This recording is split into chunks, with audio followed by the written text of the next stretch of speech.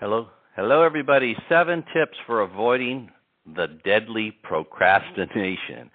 Without delay is the easiest way. So, going to the gym, right? These are 7 tips for avoiding procrastination. Going to the gym, practicing a new skill when you have no skill, giving bad news, dealing with tech support. We all have to make ourselves do things that we just don't want to do. Here's some tricks I've learned that help power me through the procrastination. So one of the biggest challenges I had, I talked about this last week a little bit, but I was a procrastinator. I had always procrastinated. I'd put things off. Why do today that you can put off till tomorrow? That was kind of my motto before I decided I want to be successful. I put off things. And then I made a decision that I wanted to be successful, and being uncomfortable, being successful was more important to me than being uncomfortable, because one of the reasons we put off and we procrastinate is because it makes us feel uncomfortable.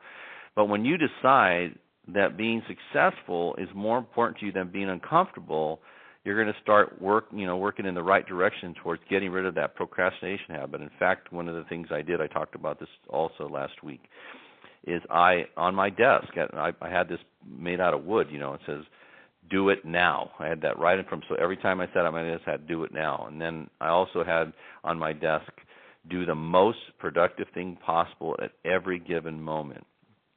Two mottos that I lived by.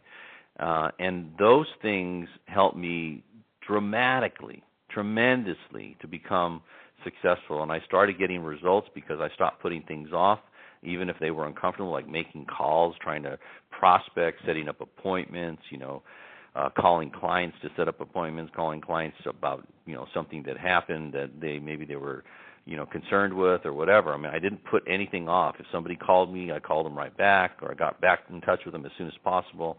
And even today, I still do that. If somebody sends me a text, unless I absolutely cannot return it, I do it almost immediately. Or emails, I'm very good about returning emails and returning, texts and phone calls. I don't get a lot of phone calls because I don't give anybody my number, but occasionally I do. But here they are.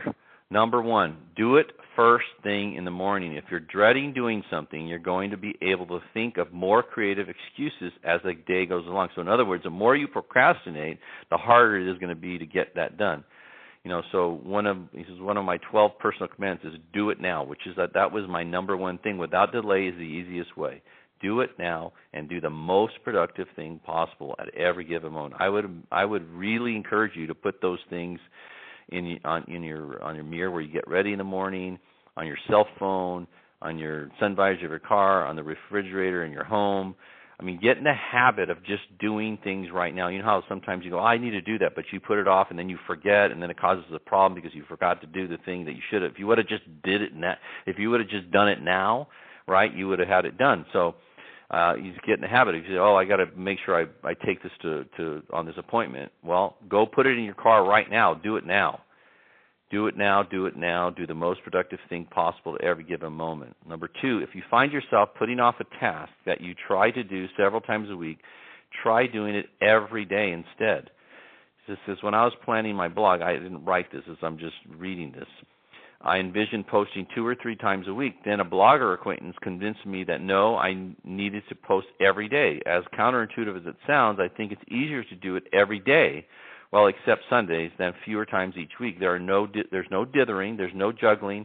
I know I have to post, so I do it. If you're finding it hard to go for a walk 4 times a week, try doing it every day.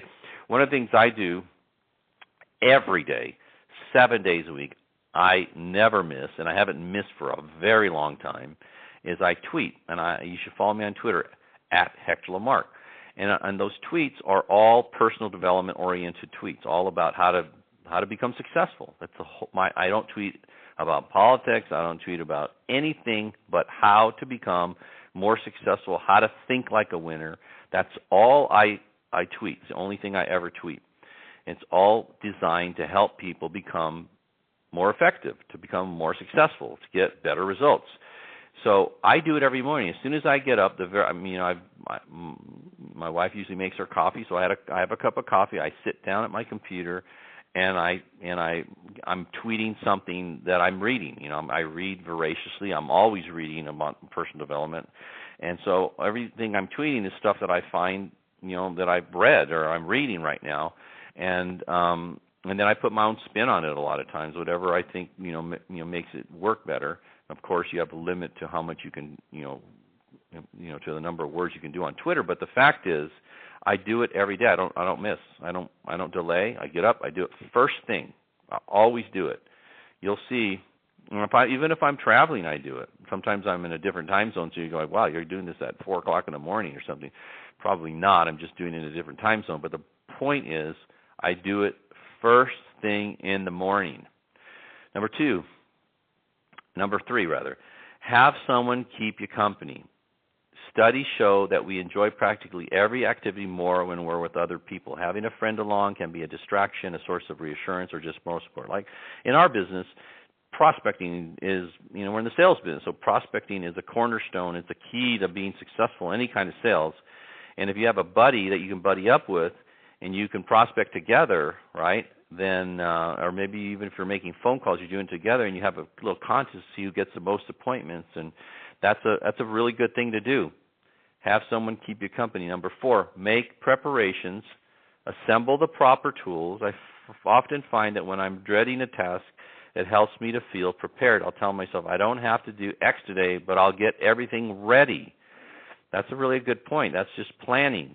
I gather up phone numbers, printouts, read background information, etc., dividing a tough task into preparation and execution makes it easier to tackle. It's very good, especially if you're going to, maybe you have to do a talk about something, you have to do some training or that sort of thing. It's a really good eye to make preparations, assemble the proper tools, and get prepared before. Number 5, commit. This is huge right here. Commit.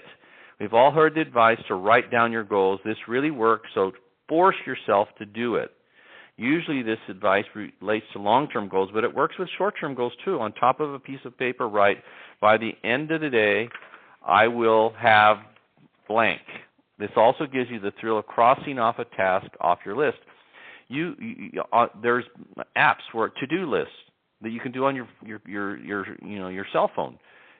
Just have a list like that. Boom, boom, boom, knock everything out. And I talk about this every week, it seems like. But one of the things I always have done is I pre-plan my following day hour by hour, so I know what I'm going to do.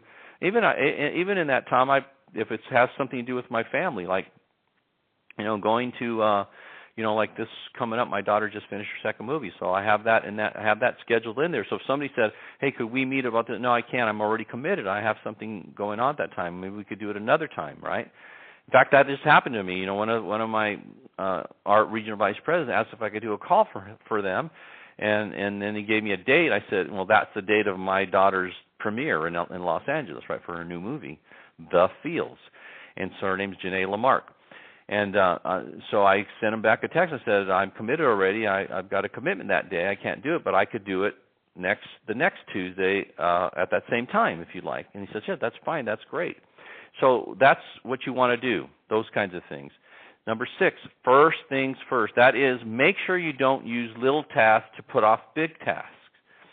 Like if you put it out doing a little busy work because you have to make this important phone call to an important client or to to recruit somebody or to set something up or whatever, and you put that off because it makes you uncomfortable, right? Don't do that. Don't use little tasks to push off the big tasks. Get in the habit of doing it now. Because I find myself answering email instead of writing, or reading Twitter instead of logging in my research notes. But you should read my Twitter because my stuff's going to help you. These smaller tasks are important and worthwhile, but I shouldn't use them to delay more taxing work. You know what I mean. You know what you do. You do things all the time to put off doing what you know you really should do, right?